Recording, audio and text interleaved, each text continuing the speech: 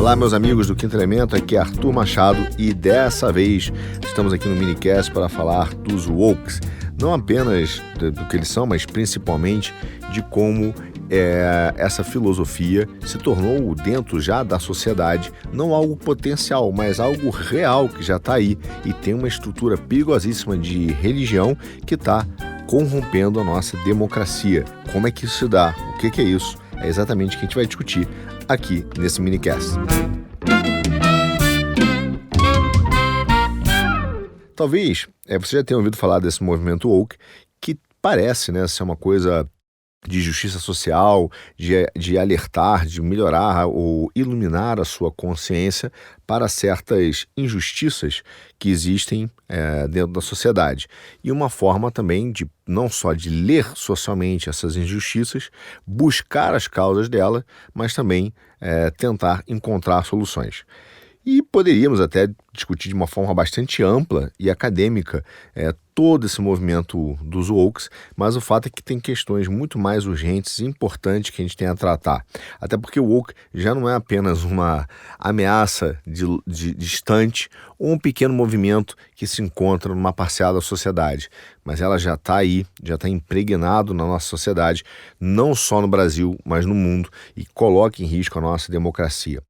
Tem alguns pequenos pontos que vale a pena mencionar, que são importantes para a gente entender que esse não é um movimento que surge puramente no seio dos movimentos sociais ou realmente das insatisfações populares. Não, ele é um movimento inicial até acadêmico, ele é um movimento que surge dentro da academia, motivado por grupos que já tinham tomado o controle das universidades e das academias e que viram uma oportunidade de aproveitar um vácuo deixado pela morte do comunismo no mundo. A gente tem que assumir que, de fato, o comunismo morreu como ideologia, ele não é possível, ele não existe mais como ideologicamente ele foi pensado, mas ele foi transformado e foi utilizado como uma nova, como matéria-prima para criar um novo movimento, que foram os wokes.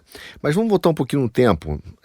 O fato é que a gente pode atribuir, talvez como o avô desse movimento woke e do pós-modernismo, Foucault. Tá? Apesar de você já ter, na história da filosofia, uma vontade muito grande de romper com o passado, isso você viu no Rousseau, quando até num dos livros dele ele escreve que ele quer, realmente, ele diz, precisamos romper, precisamos esquecer todos os fatos, né? E também num outro livro do Marcuse, ele fala que de Platão a Rousseau, tudo tem que ser esquecido. O fato é que o Foucault, ele começa a estudar sobre vários temas, a gente sabe disso, mas no caso dos wokes, ele começa a estudar como a produção do conhecimento afeta o poder e o poder a produção do conhecimento. Essa relação entre o discurso e a produção do conhecimento e poder, ou seja, a forma de se falar as coisas, como elas são ditas e como isso acaba refletindo no conhecimento, no poder, é a relação poder-saber que o Foucault estudou. E, obviamente, um dos aspectos relevantes e importantes no estudo do Foucault, que foi um dos filósofos, considerados os filósofos de 68, junto com Deleuze e com Derrida, é a linguagem. E o Derrida, que é um outro filósofo dessa época, também estudou a linguagem e buscava, inclusive, um conceito da desconstrução da linguagem para poder, de fato, você ter um entendimento, enfim, uma outra corrente filosófica, não vou entrar nela, e eu queria botar o Foucault, mas queria alertar que sim, Derrida foi um dos filósofos que estudou também a linguagem e seus efeitos. E os efeitos de domínio, principalmente, tá? Mas, enfim, o fato é que o Foucault, então, estudou essa relação entre conhecimento e poder, no poder saber, e como o discurso, a linguagem, a forma de se falar as coisas afetariam essas relações. Basicamente, a gente pode dizer que em algum momento o Foucault afirmou que toda declaração acerca da realidade é uma declaração política. Então, essa relação de como o poder influencia o conhecimento e o conhecimento influencia o poder, para o Foucault, levava a uma integração entre a realidade mais uma realidade vista sob uma ótica política. Então, toda a construção de conhecimento carregava em si valores políticos. Isso é extremamente relevante, porque realmente a gente pode considerar que ele foi, então, a semente plantada, realmente o avô que plantou essa semente, na verdade, do que a gente vai chamar de pós-modernismo, tá? E que vamos chegar aqui nos wokes, inclusive como eles afetam a nossa sociedade. Mas, enfim, ele plantou isso. E a coisa tão importante que o efeito dessa ideia, a gente tem que lembrar que, sob a ótica da filosofia e da política, as ideias são todas contemporâneas, tá? Não foi o fato dele ter tido essa ideia em 68 que ela simplesmente morreu junto com ele, ou só vingou por um período, ou só teve a sua vigência válida por um período de tempo. Essas ideias, até porque elas são repetidas exaustivamente nas universidades, dentro quase desse centro homogêneo de pensamento que existe hoje, né? Com essa repetição sistemática de alguns conceitos, elas ainda estão vivas, bastante vivas no nosso meio. Mas enfim, então ele carrega que toda essa afirmação da realidade é uma afirmação também política. O que isso quer dizer? Imagina o seguinte, imagina que você gosta, um exemplo do Homem de Ferro, e acha ele melhor do que o Vingador. Isso quer dizer o quê? Como o Homem de Ferro, aquele cara que é da indústria de armas, que é meio machista, enfim, isso significa que a sua posição política pessoal e a sua posição na sociedade refletem os valores integrais do Homem de Ferro, mesmo que você não concorde com todos, não importa. Para essa afirmação toda declaração de realidade é uma declaração política, ela foi sendo estendida e interpretada, dizendo que todas as suas afirmações, os seus gostos, eles não passam por um filtro, apenas mutilado, técnico, né, ou reduzido, melhor dizendo. Ele acaba refletindo também suas escolhas. Por exemplo, se você gosta mais do Romário jogando futebol do que o Bebeto, por exemplo, na Copa de 94, é porque provavelmente você gostava dos valores políticos e de vida do Romário, não apenas porque você entendia que ele é o melhor atacante em relação ao Bebeto. Então, veja, essa ideia da relação poder-saber e do discurso, da linguagem, ela acaba... E um parêntese que também não é nova, né? O Nietzsche já falava da linguagem e da tentativa de criar destruir a própria linguagem, porque entendia que ela também era opressora, né? Esses filósofos de 68 foram influenciados pelo Nietzsche. Mas, enfim, essa visão da declaração acerca da realidade ser uma declaração política, ela vai se transformando junto com a própria percepção do que é verdade. Então, o pós-modernismo, que a gente chama, né? Você teve um período do modernismo na filosofia. O modernismo prometeu muita coisa, filosoficamente, e acabou gerando várias decepções e várias incongruências conceituais em face do que aconteceu na sociedade. Então, começou a questionar sobre esse domínio, sobre essa imposição, sobre o poder, como o poder é exercido na sociedade, e gerava também desigualdades ou análise de pensamentos sociais ou sociológicos. E aí você vai tendo uma série de transformações, que eu não vou entrar aqui, porque eu quero abordar um aspecto específico dos wokes, mas podemos fazer isso em outro minicast. Ele vai se transformando de maneira que esse pós-modernismo vai surgindo e vai se juntando com essa ideia do Foucault, da política, como também um tempero, né, uma reflexão baseada na realidade. E o que o pós-modernismo basicamente trouxe, se eu pudesse te resumir todo esse movimento, numa só frase, é um grande ceticismo em relação à realidade. Para os pós-modernistas, você começa a não saber exatamente, ou não ser possível saber como se dá essa construção de conhecimento, se a realidade, se a verdade realmente existe, se existe uma verdade objetiva, se existem eventualmente até mesmo verdades absolutas, ou se tudo é apenas uma construção, um consenso tomado por pessoas que detêm o poder.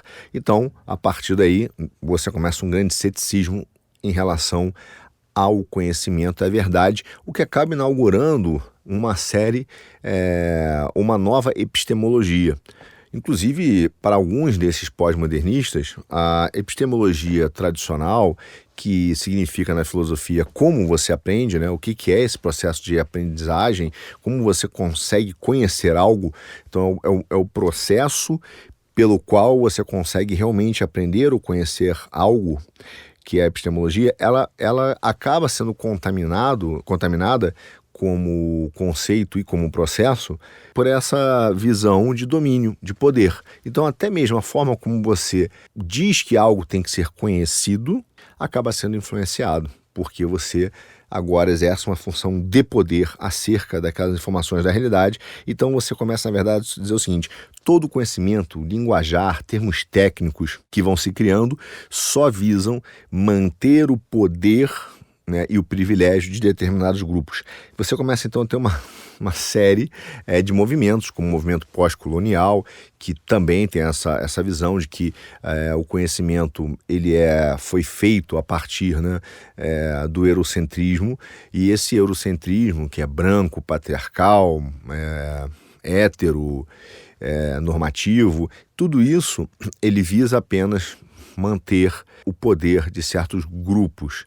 E isso vai desde a forma como a história é contada, a geografia, a física, a matemática, as regras sociais, as descobertas biológicas, tudo visa a opressão e a exclusão de certos grupos ou povos. E aí eles formam algumas teorias. Você tem, a partir dessa visão pós-modernista, uma combinação, né, desse pós-modernismo com o poder saber do Foucault lá atrás e com a própria teoria crítica, que ela acaba sendo alimentada, vira uma teoria crítica que foi contaminada, né, dentro da academia, e aí ela vai e tenta começar a desconstruir um ceticismo radical em forma de produção do conhecimento e questionar todos os aspectos, não só das ideias, da lógica, da ciência, mas também da linguagem. Inclusive, querendo produzir novas formas de comunicação com uma linguagem neutra que é baseada também num falso conceito acadêmico, né? Então, não se importa mais a veracidade ou a confiabilidade de como aquele conhecimento é produzido. Importa apenas que ele pode ser considerado legítimo simplesmente porque algum povo, alguma quantidade, algum consenso de pessoas acham que aquilo é uma verdade e, portanto, o que importa não é o que aquela verdade de fato se apresenta, aquela realidade se apresenta, mas o que aquelas pessoas acham que aquela realidade é. Obviamente, você vai ver que isso tem uma série de ideias por trás disso, né? Não é só o coitado Foucault, desde o nominalismo. Acho que o nominalismo é o grande também precursor de todas essas ideias, mas para o nosso caso, o Foucault é o avô dessa confusão. E aí você tem alguns aspectos práticos que a gente tem que ver. Nesse momento, o que a gente está percebendo? Todo esse ceticismo em relação à sociedade, todo esse ceticismo em relação à produção de conhecimento, ainda é acadêmica e ainda é uma discussão de alguns grupos sociais, principalmente identitários, porque com o fim do comunismo, você perdeu a possibilidade de realmente implementar um regime, né, que controlasse todos os meios de produção e que pudesse, então, enfim, também reduzir a liberdade dos povos e tornar a sociedade totalmente administrada e planejada, que é um grande fim do comunismo, né? É planejar a sociedade e ter o Estado administrativo, com todo mundo servindo a uma elite espúria que controla o Estado, e esse Estado, então, divide os bens públicos e privados de acordo com o seu senso de justiça, né? E do que teoricamente seria melhor para aquele grupo. Então, mas isso não deu certo. E aí o que você vê? Você vê essa difusão de ideias que começam a surgir dentro das academias nos Estados Unidos, dizendo que certos grupos identitários, então, e aí sim, esses grupos sociais, né, vão se formando em grupos identitários, eles começam a dividir as classes sociais e grupos sociais com a ideia de que é o seguinte, agora você vai prestar, né, você vai ter um dever de fidelidade em relação a um coletivismo, quer dizer, um coletivismo que é imaginário. Então, se você, por exemplo, é negro, você tem que ter uma consciência agora identitária. Então, você tem que entender o que significa ser negro, tá? Inclusive, tem gente que já altera aquela frase clássica, né, do feminismo, que é: você não nasce mulher, você se torna mulher. Tem gente que já fala: você não nasce negro, você se torna negro, porque você ganha uma consciência identitária. Assim como você tem uma consciência identitária por ser mulher, uma consciência identitária por ser, por exemplo, homoafetivo, ou você tem uma consciência identitária de acordo com o grupo que você participa. Então, veja, há uma substituição aqui que é muito importante, tá, gente? É a substituição da consciência de classe, que era a ideia marxista, que você, como trabalhador, você tem que ter uma consciência de classe para poder conquistar ou discutir, né, sobre os meios de opressão econômica que eram dados pelas empresas e os seus patrões, para você poder, de fato, romper esse sistema que, de certa maneira, oprimia os trabalhadores. Então, exigia que se tivesse uma consciência de classe, só uma revolução na cabeça dos comunistas iria fazer com que o proletariado pudesse assumir, então, os meios de produção. Só que você tem uma substituição dessa consciência de classe por uma consciência identitária. Por quê? Porque houve um vácuo. Quando o comunismo acaba, o socialismo se mostra falido, por um lado. A ideia da consciência de classe, de uma revolução, já não dava mais certo, até porque as pessoas estavam experimentando, em determinada proporção, os benefícios do capitalismo. Apesar do próprio o próprio Stalin, falar que o capitalismo, né, ele é um processo intermediário importante para a chegada do socialismo, porque você tem que exaurir o potencial do capitalismo para que se forme, então, uma pequena, em termos de quantidade, né, de número, uma burguesia, e essa burguesia depois acaba sendo substituída pelos agentes tecnocráticos, ou agentes burocráticos de Estado. Você precisa do capitalismo. E as pessoas estavam sofrendo choque de capitalismo e não estavam mais então interessadas na consciência de classe, porque os benefícios desse capitalismo, da indústria, né, os benefícios do crescimento econômico estavam chegando na vida dessas pessoas. Então houve um grande vácuo. E aí o que se percebeu? Bom, que havia então esse benefício, essa prosperidade. E aí tem um aspecto importante que eu quero falar com vocês, que talvez uma parte que as pessoas não entendam muito, como é que o socialismo anda de mãos dadas, né, com o capitalismo. Bom, já disse, o Stalin achava que era um processo intermediário, mas como isso se dá na prática? Veja só, quando você tem a liberação econômica, de certa forma você começa a ter o liberalismo a partir de 90, o fato é que, mesmo anterior a isso, os Estados Unidos já tinham, na formação da sua república, uma visão muito clara, que o homem ele tinha que ter o seu autogoverno. Ou seja, o que isso significava? Significava que ele tinha que influenciar nas escolhas do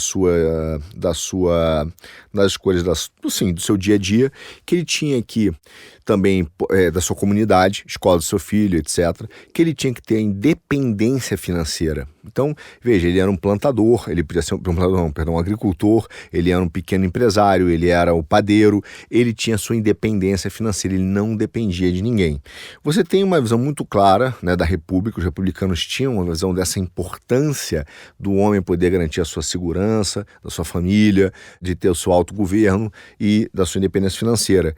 Mas você teve um choque, até mesmo nos Estados Unidos, sofreu esse choque de capitalismo e a formação dos grandes oligopólios.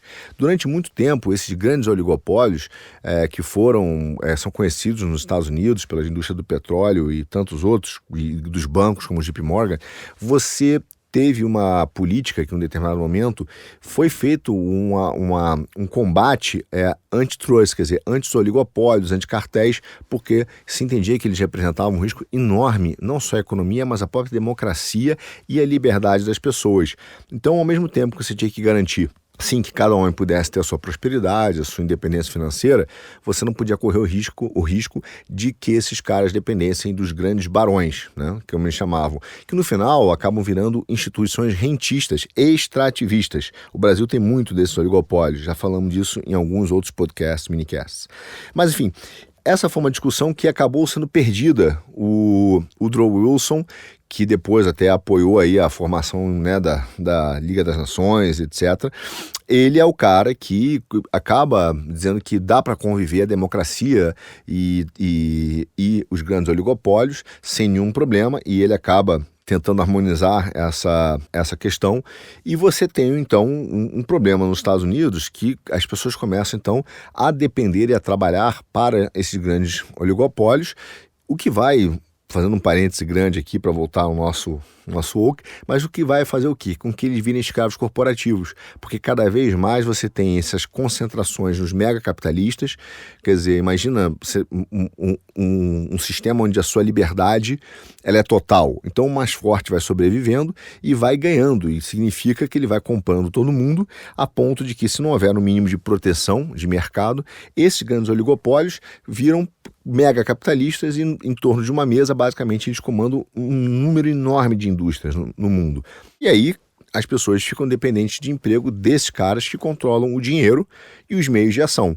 Mas quem é que tem o sonho de controlar os meios de ação? Era o socialismo, entende? Então, assim, se você tem um grupo de 10 pessoas, 20 ou 30 ou 50, que são os grandes fundos que controlam os meios de ação, a melhor coisa é sentar com eles, né, e fazer um alinhamento, um casamento entre empresas e Estado, para que eles, com controle do meio de ação, possam implementar um modelo onde você teria uma ideia de justiça social, e essa justiça social vai equilibrando todo mundo, e no final você tem uma grande sociedade planejada. Então, se você tem oligopólios, ou seja, 50 caras e conversam e dominam a grande maioria das indústrias no mundo, estar associado a esses 50 caras aos governos ou os grandes partidos, que são não deixam de ser uma elite, né, uma aristocracia espúria, no sentido de que ela é falsa, de que ela é governamental, né, de burocratas. Esses caras começam a planejar a sociedade. E aí eles têm o meio de ação e começam a fazer o Estado administrativo, que é o grande risco para a verdadeira liberdade e democracia. Vejam até um minicast que tem aqui no Quinto Elemento, chamado Tecnocracia, que a gente explica em detalhe isso aqui. Mas enfim, é assim que esses caras se casam. Só que eles não estavam casados ainda. Você tinha os oligopólios ganhando um poder econômico enorme, aí você tem a morte do comunismo. O que acontece? Cara, um vazio enorme. Ao mesmo tempo, essas pessoas que estavam impulsionadas pelo capitalismo, impulsionadas pela ideia de mercado, onde antigamente você já via uma mudança na própria publicidade, onde, não sei se você se lembra, mas o início da publicidade eram as indústrias mostrando a qualidade dos seus produtos. Depois, elas não mostravam mais a qualidade dos seus produtos, elas tentavam convencer você a comprar os produtos e depois dizer que você podia, enfim, expressar os seus sentimentos, expressar quem você é através dessas marcas. Quer dizer, há uma alteração da própria ideia de publicidade, a ponto de que ela começa não mais a ter funcionalidades, mas a expressar valores. E aí talvez a grande característica que eu li num livro do Voegelin com Strauss, que ele fala do que seria esse ser humano da pós-modernidade, é um cara que, na verdade, tem 3 itens. Primeiro, ele tem um poder enorme, um poderoso senso de alienação. Ou seja, a sensação de que uma parte essencial dele, como ser humano, não está realizada.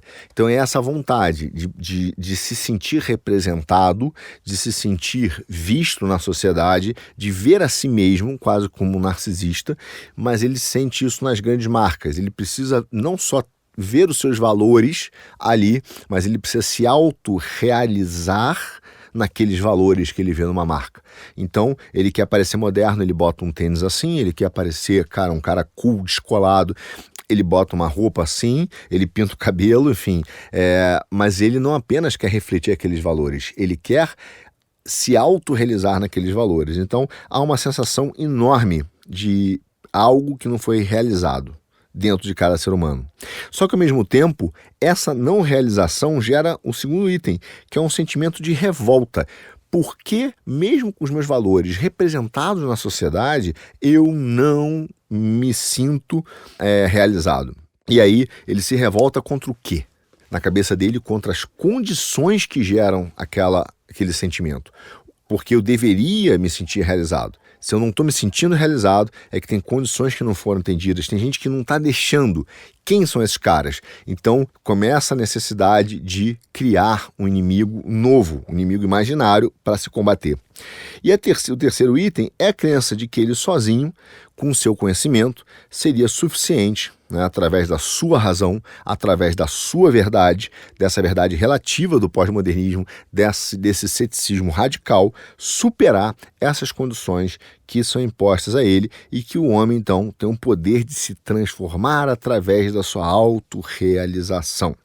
Aí, meus amigos, as empresas adoraram. Por quê? A academia olhou e falou, peraí, você tem aqui o fim de um representante de causas sociais. Você tem uma desigualdade enorme, você tem pessoas que agora estão psicologicamente manipuladas, e quem quiser entender esse processo, veja um documentário que tem no YouTube chamado O Século do Ego. Ele vai exatamente mostrar como se deu essa evolução e como isso chegou nas campanhas políticas, tá?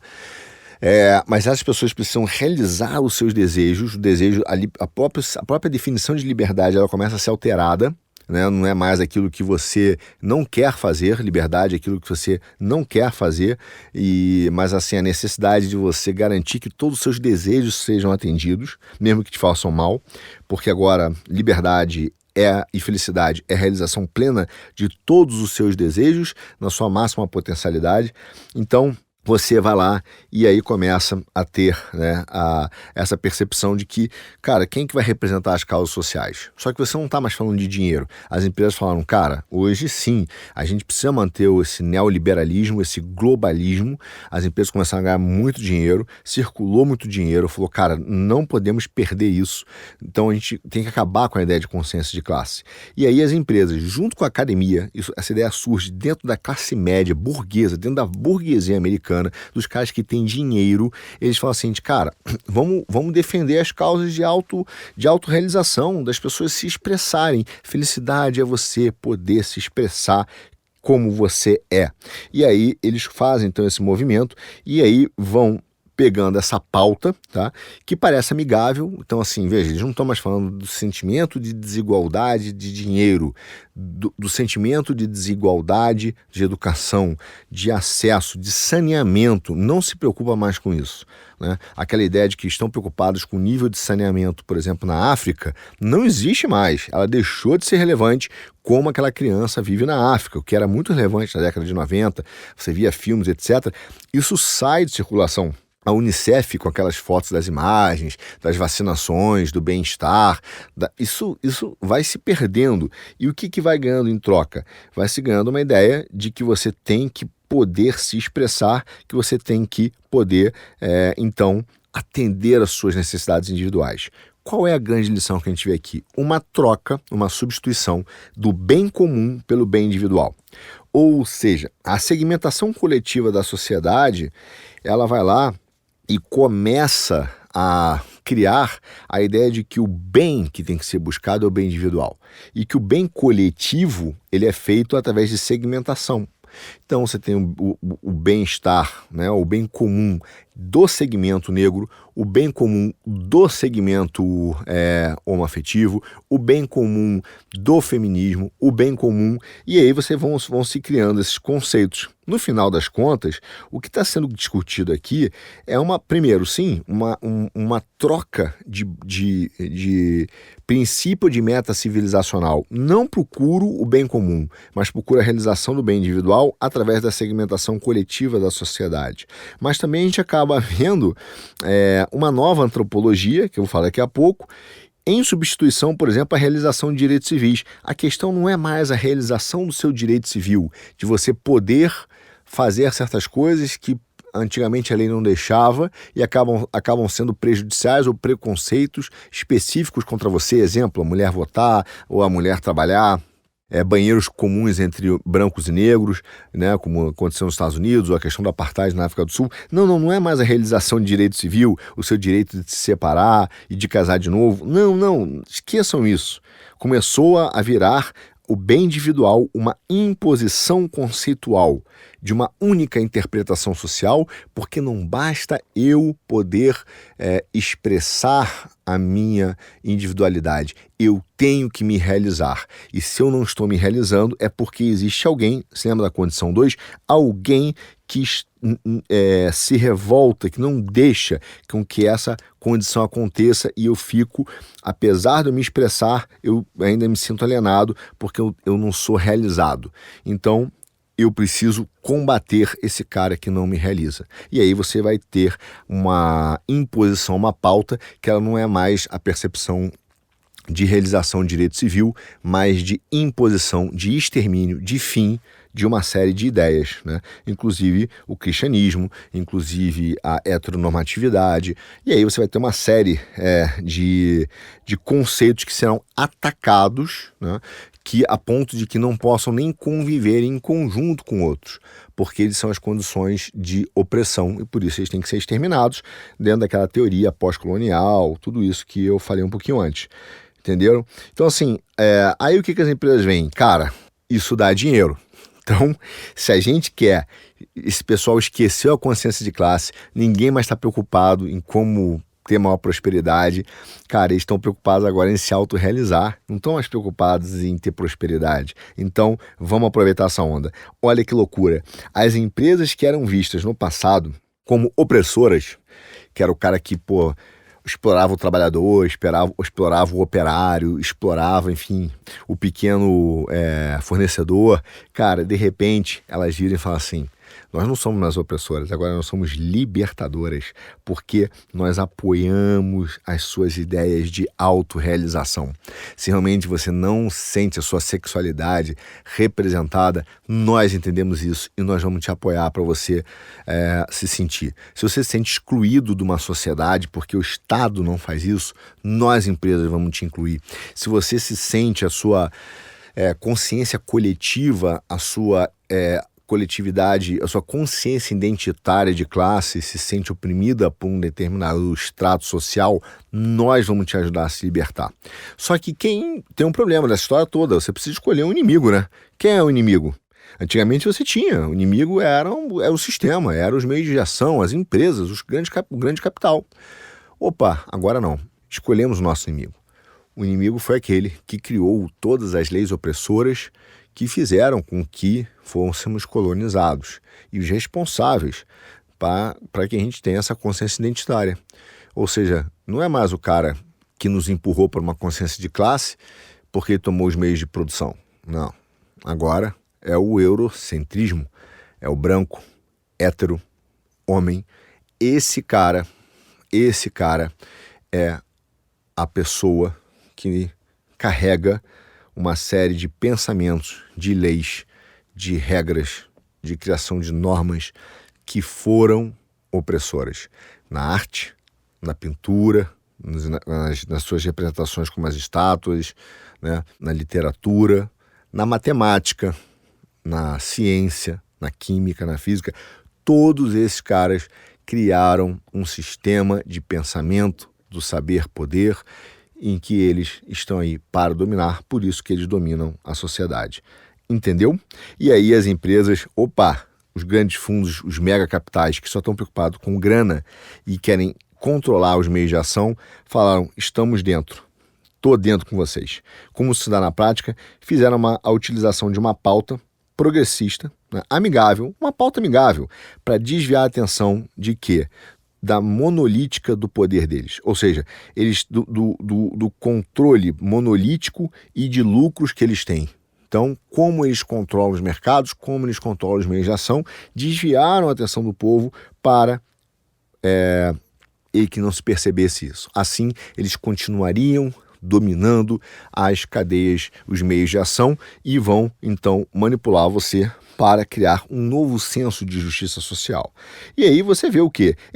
Uma elite de executivos trabalhando de mão dadas com uma autocracia, com uma tecnocracia, com uma burocracia, para fazer o quê? Um casamento entre certas empresas e o governo. E que eles, em conjunto, então, vão determinar o que é melhor para a sociedade, e eles serão inclusivos e eles irão fazer políticas públicas. Alto lá, está dizendo o quê? Que a empresas vão, ou seja, as corporações vão fazer e determinar o debate público sobre o que é questão moral, o que é civilizacional e mesmo antropológica? Sim. Se a gente pudesse ver o que os woke estão fazendo hoje no mercado, são a utilização das empresas para usar o seu poder econômico para fazer regras morais, tá? E também comportamentais. e prevenir que outros cidadãos possam exercer sua opinião divergente sobre o assunto. O que isso quer dizer? Isso quer dizer o seguinte: não adianta uma grande empresa internacional falar o seguinte, aqui nós vamos fazer uma pauta inclusiva. Nós vamos botar negros, vamos botar índios, vamos botar homoafetivos, vamos botar trans, não importa. Vamos fazer uma distribuição social, para fazer justiça social. A justiça social deixou de ser distribuição de grana, bens, passou a ser distribuição percentual de representatividade em todas as esferas da sociedade. E aí você fala, beleza, então as empresas estão fazendo isso, tá bom, esse é problema só seu, né? Se só ela fizer, por mais que exista uma lei de mercado em que esses públicos que se sintam, que acham que essa é uma pauta importante e são manipulados para achar, não é suficiente para garantir que isso vire um novo padrão. Irão ter grupos que vão ainda ter uma consciência talvez de classe ou que vão discutir e querer brigar com esses monopólios. Então, não basta que eu defenda a minha tese, eu preciso perseguir e normatizar pensamento e punir pensamento contrário. Nesse momento, a gente tem o casamento real de uma pauta de governo com uma pauta corporativa que ela vai equilibrar, na verdade, fazer o casamento das forças econômicas com as forças políticas e afetar a soberania. Quem quiser saber mais sobre isso, veja o minicast sobre soberania, como nós estamos perdendo tanto econômica e política aqui também no Quinto Elemento. E esses caras vão casar e vão para simplesmente dizer, agora nós vamos mandar o Estado. Não só eu vou realizar, mas como eu vou tornar e criminalizar o comportamento contrário. E aí começa a vir uma série de leis que vão sendo consideradas através dos aparelhos de Estado, né? Vão se utilizando os aparelhos de Estado para criminalizar o pensamento contrário ou criminalizar quem discorda dessa pauta, dessa consciência identitária.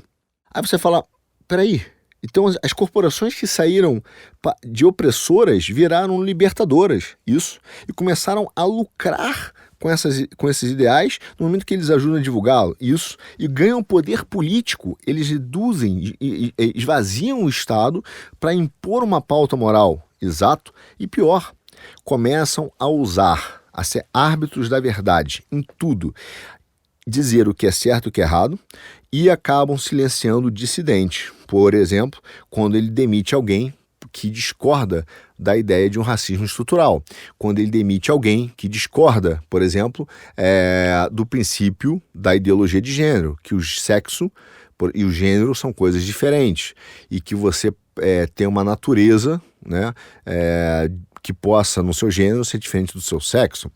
E você queira discutir mesmo que academicamente aquilo, ou que você não queira usar, né, o todes, porque daqui a pouco vão criminalizar, dizer que você não está respeitando e é preconceito. Então você começa uma mensagem clara de que todo aquele que começa a discordar daquele modelo comportamental que vai substituir a consciência de classe pela consciência identitária tem que ser perseguido, e há um ostracismo social feito pelas empresas, a priori pelo poder econômico e posteriori, que já está sendo feito, pelo poder político.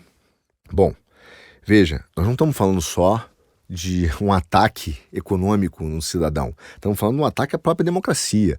É uma mensagem a dissidentes. Se você quiser trabalhar numa big tech ou uma grande empresa que é considerada inclusiva, você tem que não só seguir essas práticas no dia a dia, como você não pode comentar no seu âmbito privado, mesmo que seja na sua rede social, que você discorda de certas práticas, porque você discorda do princípio fundador delas. Veja, você não está dizendo que elas têm que ser eliminadas.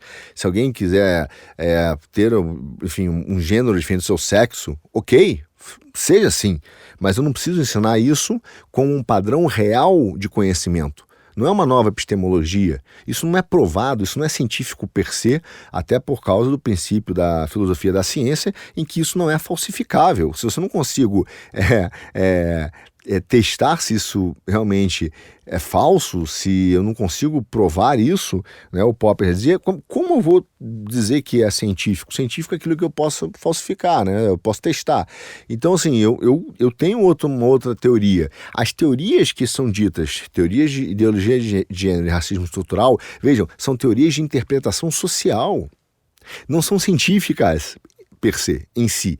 Elas não são científicas, elas estão fazendo uma análise social, podem estar erradas, mas elas vão ganhando o status de verdade. E aí a gente começa a ver uma separação dos fatos para o julgamento político, ou fatos do julgamento sobre os fatos. E aí a gente começa a chamar de ciência aquilo que é julgamento político, ou julgamento dos fatos. Então, por exemplo, se eu discordo do princípio antropológico de que, como exemplo, se você for ver um vídeo hoje do movimento LGBTQIA+, você verá que existem dentro do mais, por exemplo, gente que fala de dois espíritos. Isso está num vídeo, inclusive, que está disponível na internet, do movimento, de um representante do movimento. Se eu quiser discordar dessa antropologia, que é a formação do homem, não, eu sou cristão, eu sou muçulmano, ou não, eu sou um ateu, mas acredito que o homem tem um único espírito. Veja, neste momento ainda é tolerado, porque estão preocupando em criminalizar outras coisas, mas a criminalização vai se estender até esse ponto. E aí você terá que dizer que existe uma possibilidade de N espíritos, em que um determinado grupo escolheu 2, e você vai ensinar isso nas escolas, e você escolheu ser somente um, mas na verdade você poderia assumir a possibilidade da existência de N espíritos. Você está vendo como é a diluição total do conhecimento? E aí você começa...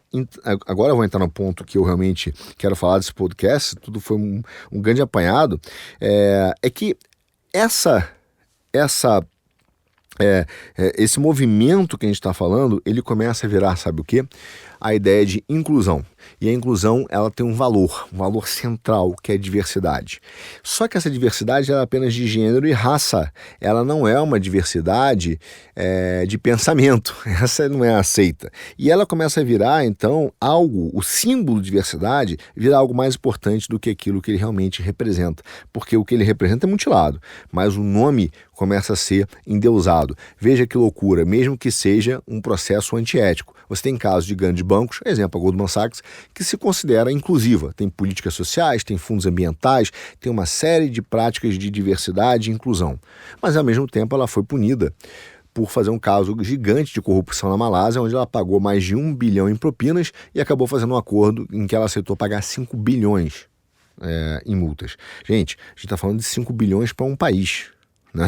Feito por um banco. Veja o que aconteceu em alguns bancos aqui no Brasil recentemente. Você tem casos de enorme más práticas. Eu não estou falando só de corrupção, estou falando de controle de mercado, de oligopólios, de cartéis. Você tem N possibilidades de más práticas contra a sociedade, mas elas são inclusivas.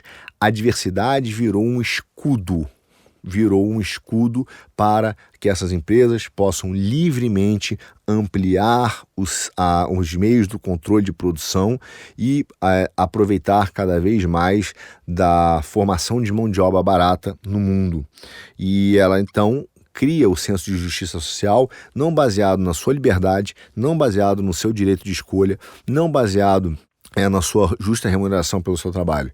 Mas justiça social está virando representatividade, matemática pura e simples. Então, se todo mundo está pobre, morrendo de fome, mas você tem 10% de negros no conselho de administração de uma empresa, 10% de índio, 10% do movimento LGBT, 10% de mulheres, 10%, você tem aquele, todo mundo ali distribuído, até os 100, óbvio, mas você tem essa distribuição, então nós temos uma sociedade justa, mesmo que nós estejamos financeiramente passando fome ou com dificuldade, ou a nossa liberdade totalmente restrita.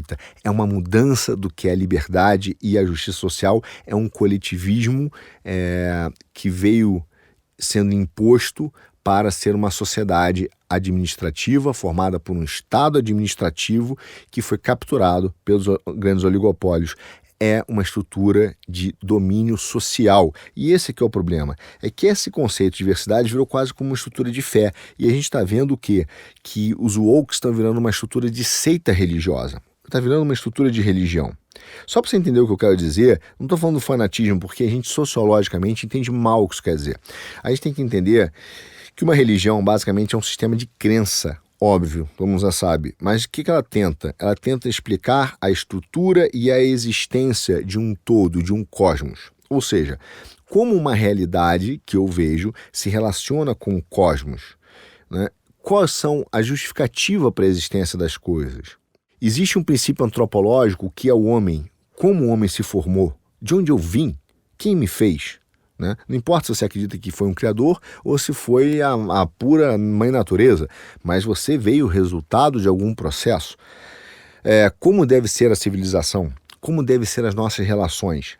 Né? Como deve ser a minha relação com a natureza, com o cosmos? Quem sou eu em face do cosmos? Então, isso é que a religião tenta colocar. E é muito interessante porque, eu não vou falar, existem outros significados, né, da palavra religião, como a ideia de você se religar, né, se ligar de novo ao universo, mas o grego é muito interessante porque ele fala, por exemplo, religião vem de ter cuidado, né? Ele vem do oposto, por exemplo, do caos, que significa em grego voragem, algo que consome tudo, que destrói tudo. O que está caótico é um sistema que vai destruindo as coisas, ele consome, né? E você vê socialmente, você vê isso bem claramente na natureza, enfim. Só que a religião, ela vem em oposição a isso. Tenha cuidado no caminhar nesse cosmos.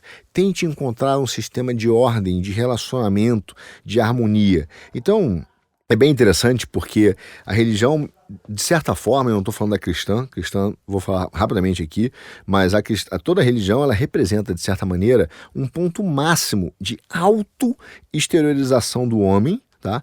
Onde ele infunde, né? Ele faz a infusão dos seus próprios sentidos sobre a realidade. Então ele é quase que uma coisa que sai imanente, né, de dentro dele, tá?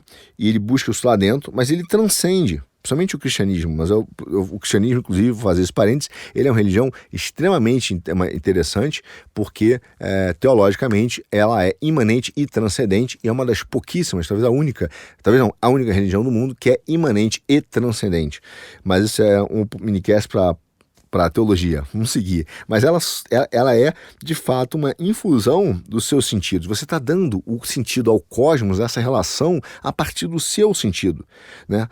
Então você está dizendo que... Então os nominalistas estão certos. O que você está falando, como você está sentindo, é o mundo. Não, você não está fazendo isso. Você está tentando buscar sentido a partir de você para a realidade, mas existe uma realidade concreta.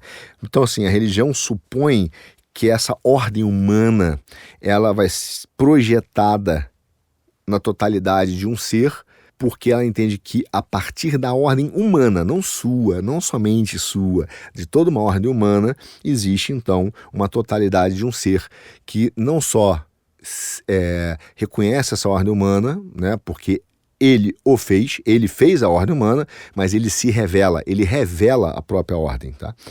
Então, a religião é uma tentativa ousada mesmo, em vários momentos da história do mundo, de conceber o universo inteiro com um significado humano. Assim, qual é o significado do universo para o cachorro? Não sei qual é. Eu estou dando todo o significado da relação do cachorro com o universo a partir de uma ótica humana.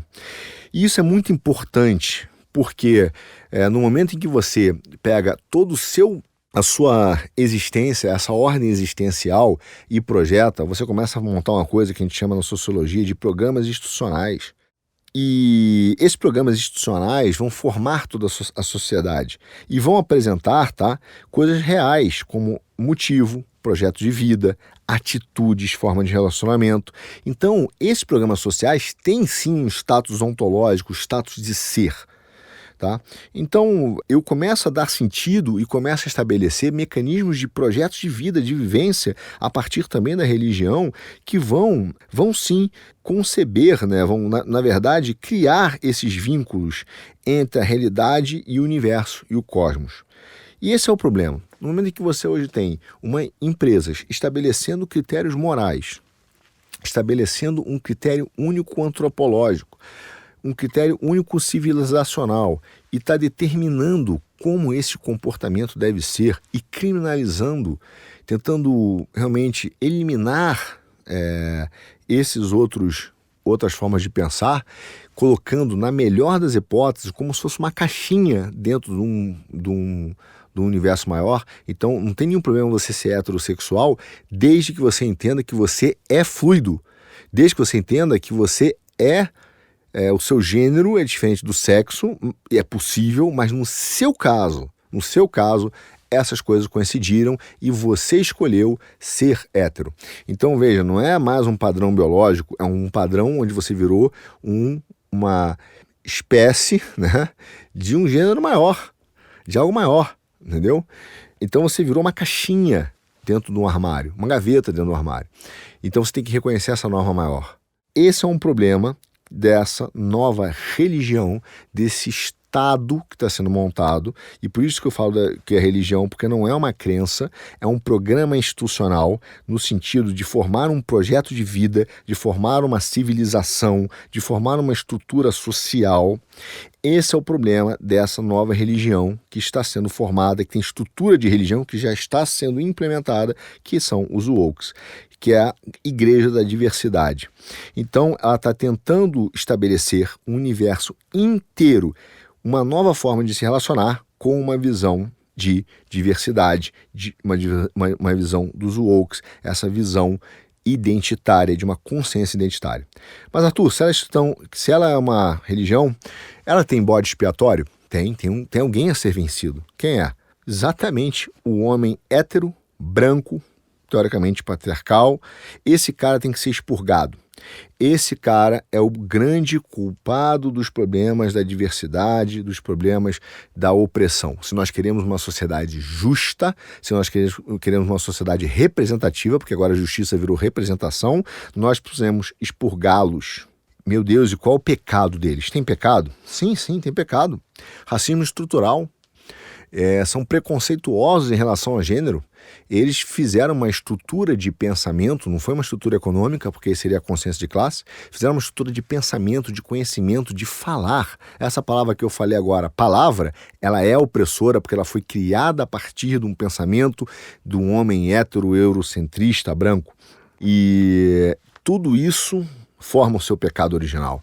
Essa estrutura de conhecimento opressora que tem que ser descolonizada, tem que ser destruída, tem que ser expurgada.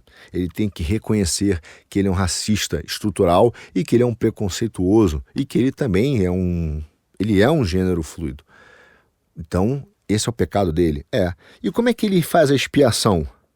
É só ele ser um racista em desconstrução. Mesmo que ele nunca tenha sido racista na vida, ele tem que confessar o seu pecado, ele tem que dizer: eu sou um racista em desconstrução, nunca imaginei isso. Quantas vezes você já viu artistas da boa, né, grandes artistas de grandes emissoras, né, fazendo esse papel, desculpe, mas serei sincero, ridículo, falando que, muito embora nunca tenham tido nenhuma prática, nunca tenham de fato sentido isso no seu coração, nunca tenham olhado para as pessoas de forma diferente, eles são carregados desse pecado original, quase que junto com Adão, né, que comeu a maçã, e que são herdeiros desse pecado original, que é o racismo estrutural. E, portanto, eles precisam estar em desconstrução, se despir do seu racismo estrutural, se despir do seu preconceito ideológico, da ideologia de gênero.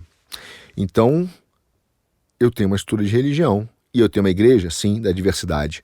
A justiça divina, nesse caso, é formada pela representatividade. Quanto mais for a minha representatividade percentual das pessoas, de participação, então eu alcanço um sistema de justiça social. Mesmo que o dinheiro esteja lá com 4, 5 burgueses e grandes fundos internacionais, sim, porque isso não é mais importante. O importante é atender as demandas da Igreja da Diversidade. E aí você tem um sistema de crenças formado por essa diversidade que explica a estrutura da sociedade e a existência, inclusive a formação do homem. Entendi. E aí você vai ver novas antropologias, como disse, o homem com 2 espíritos, o fluido em termos de gênero, a possibilidade de sexo e gênero ser diferentes, e isso passa a ser um padrão imposto, uma realidade da antropologia, da formação, da fundação da Igreja da Diversidade, da fundação do sistema de Estado. E aí você não pode admitir o contraditório. E essa nova sociedade que está sendo criada. Então, agora veja, deixa eu alertar uma coisa para você. Eu vi outro dia uma socióloga, e é muito interessante porque é uma socióloga negra, doutora, e ela é contra o racismo estrutural, e ela me diz o seguinte: gente, Arthur, isso é um conceito que condena as pessoas a uma vida inferior, sabe por quê?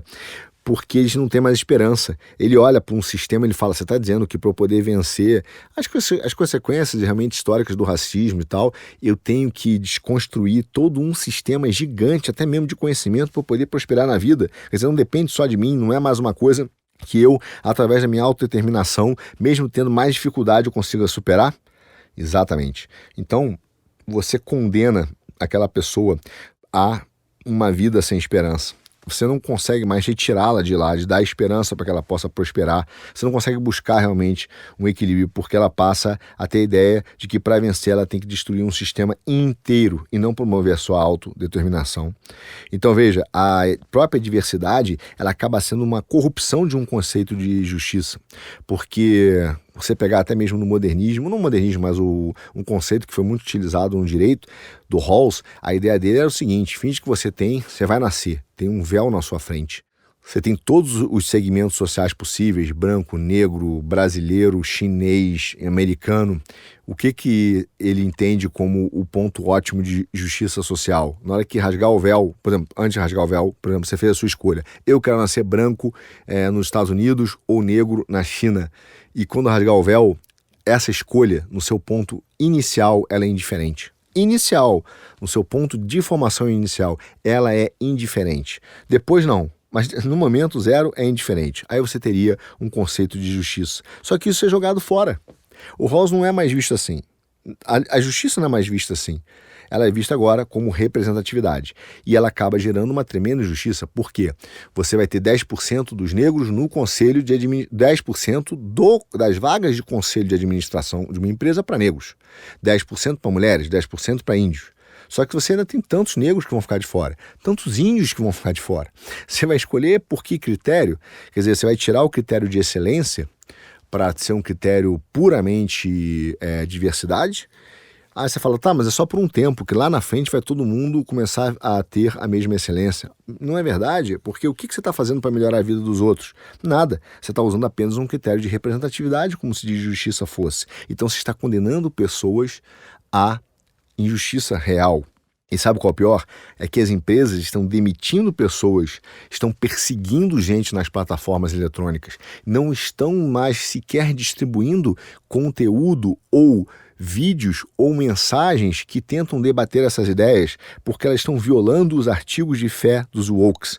Então os wokes agora já simplesmente tomaram conta dos mercados, tomaram conta das plataformas, e agora eles fazem o ativismo judicial. Não precisam mudar a lei, eles só precisam trazer os advogados certos, ajustam as teorias jurídicas existentes e utilizam a lei através da interpretação para atender a demanda deles. Nós estamos vendo isso hoje em vários países do mundo, inclusive principalmente aqui no Brasil. Então eles viraram uma nova ortodoxia.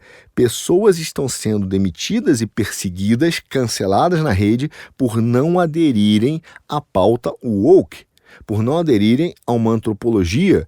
Eu não posso chegar no colégio do meu filho e dizer que eu não quero que se ensine ideologia de gênero, porque se eu falar isso abertamente, talvez eu seja perseguido, não só no meu trabalho, né, também nas redes sociais, talvez aqui no Quinto Elemento, talvez eu seja cancelado pelas próprias plataformas que não vão nem deixar eu explicar o que aconteceu. Quantas pessoas têm perdido o emprego por vídeos e mensagens de 5 segundos? Imagina se elas discordarem dessa nova ortodoxia. Então esse woke virou uma estrutura de religião, sim. E veja, eles estão dando um golpe de Estado. Eu vou lembrar para você o que é um golpe de Estado. Um golpe de Estado não é um golpe no Estado. É entrar no Estado e, através do Estado, utilizando o Estado, você tomar as rédeas e colocar apenas as políticas que te interessam, de forma violenta ou não. E, nesse caso, estão sendo feitos golpes de Estado de forma violenta, utilizando o judiciário e os meios políticos, os órgãos de governo, com a ideia de diversidade. Para você dar um bom golpe de Estado, já existe um livro bastante antigo que fala sobre os golpes de Estado, inclusive compara os sistemas de golpe de Estado na Alemanha, na Itália e na antiga União Soviética, ele fala: tome o centro do poder tecnológico do Estado, sobretudo os meios de informação. O que é hoje a tomada da internet, o que é a tomada das big techs? Eles tomaram o poder tecnológico do Estado, eles informam, eles divulgam informação, eles pulverizam a informação, o algoritmo trabalha ou não para determinado grupo e aumenta ou não o seu alcance em função da mensagem que você está dando. Não é mais econômico, você pode até patrocinar, mas se a mensagem não for de agrado de um algoritmo, porque corrompe as leis das políticas da comunidade da plataforma, você pode ser até banido. Isso é um esvaziamento da soberania do Estado. Se isso não é proibido por lei, por que eu não posso ser contra? Por que o algoritmo vai me banir se a lei do meu país não proíbe? Então nós estamos vendo um movimento persecutório, autoritário, para a imposição de um comportamento, de um bem individual em substituição ao bem comum como padrão único a partir das políticas empresariais de grupos oligárquicos que, através da força econômica, tomaram a pauta identitária para manter o seu poder monolítico. Então, e utilizam essa pauta hoje amigável, de caráter progressista, para desviar a atenção do seu poder e dos seus lucros. Gente, os wokes, hoje, essas pautas identitárias, essa combinação dos oligopólios com a esquerda no Brasil, com a turma hoje dessa esquerda PSOL, é uma cortina de fumaça para alterar a percepção de justiça, para te manter escravo corporativo, adestrar você e os nossos filhos a um comportamento e a um conjunto de ideias, para que a gente vire mão de obra barata, que não consiga nem sequer mais governar. E aí, essa noção de justiça e de liberdade vai sendo substituída por uma autoexpressão e uma distribuição percentual. Nós simplesmente não podemos mais sequer expressar pensamentos e debater ideias, porque existe um movimento de controle e de tomada não só do poder, mas dos meios de ação, através dessa junção entre a esquerda, órfã do comunismo, que morreu, mas que continua com a ideia de tomada dos meios de ação e de produção para fazer um Estado administrativo, uma sociedade administrada, governada por burocratas, em parceria com 4, 5 grandes burgueses, que são os oligarcas, os megafundos internacionais, os megacapitalistas. E assim eles estão fazendo um novo sistema social, montando um novo Estado, montando uma nova civilização, através de práticas diretas e comportamentais. Tudo isso está interligado. Práticas ESG, tecnocracia, soberania econômica, soberania política e agora a religião woke como estrutura de religião e seita. Se você quiser entender o mundo, veja todos esses minicasts e você vai agora conectá-los e entender qual é o momento que nós estamos passando.